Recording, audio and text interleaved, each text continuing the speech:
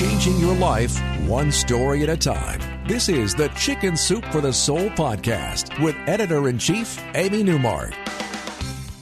Hey, it's Amy Newmark with your daily dose of Chicken Soup for the Soul inspiration to make you simply happy. It's Wow Wednesday, and today we're going to talk about kids and Christmas and the sometimes funny, sometimes embarrassing things that kids say. We have some examples in our new book, Chicken Soup for the Soul, The Joy of Christmas. In the first, a story called Oh, Holy Overwhelming Night, Katie O'Connell tells us about taking her kids to the Christmas Eve children's service at her church. Now, all the kids there were dressed up and squirming, the little girls in their holiday dresses and the little boys in ties, and you had to get there early to get a seat. So the O'Connell family decided to not even try. After all, their 2.5-year-old daughter, Mary Claire, could never sit still. In fact, they had nicknamed her Our Lady of Perpetual Motion. So they decided that they would deliberately get there too late to get a seat. And that way they could stand in the back of the church and Mary Claire could roam around a bit. They timed it perfectly and they strolled into church just before Father Jim began his procession. When he called the children forward for the Christmas story, Katie's older daughter took the hand of her little sister and walked her down the aisle. And all the kids did a little performance about the birth of baby Jesus. And miraculously, Mary Claire was calm and she did exactly what she was supposed to do during the children's part of the service. Then she ran back to Katie at the end. And Katie was so relieved that there had been no outburst and no running around. But the service wore on, and Mary Claire's patience began to thin.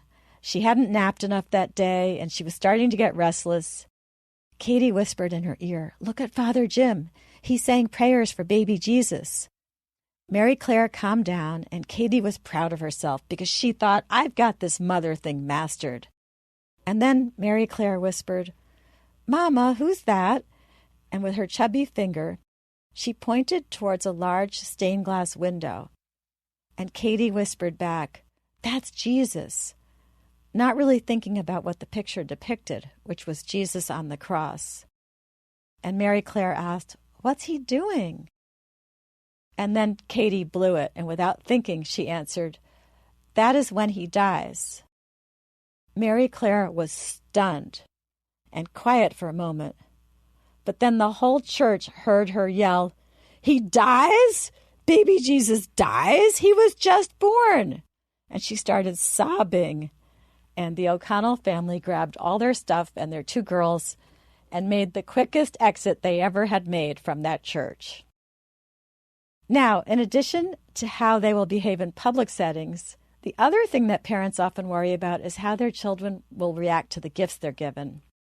Stephanie Davenport writes that she was concerned about this, and she had a good talk with her kids before they got to their grandparents' house one Christmas. The kids listened carefully as she explained, "Be sure to say please and thank you at Grandma's today, at all of the meals, and when you open your gifts, even if you don't like something." Later that day, they gathered for opening of the gifts. Stephanie's grandmother always made her own gifts, and this year she had knitted colorful striped cardigan sweaters for the kids. Stephanie's daughter got one with pastel colors, and her son got one with primary colors. Her son opened his gift, held up this striped sweater with an awkward look on his face, and then, dutifully remembering his mother's instructions to say thank you even if you don't like something, he said to his grandmother, "Thank you, even though I don't like it." Stephanie was mortified, but everyone else burst into laughter. And Stephanie's grandmother took it all in stride, and Stephanie's daughter ended up taking her brother's sweater as well. She went home with 2, and he was just happy that he wouldn't have to wear it. That story was called Manners Mishap, and it will undoubtedly be told and retold for many years in the Davenport family because it's the crazy, embarrassing, and truly innocent things that kids say during the holidays that end up becoming our favorite memories.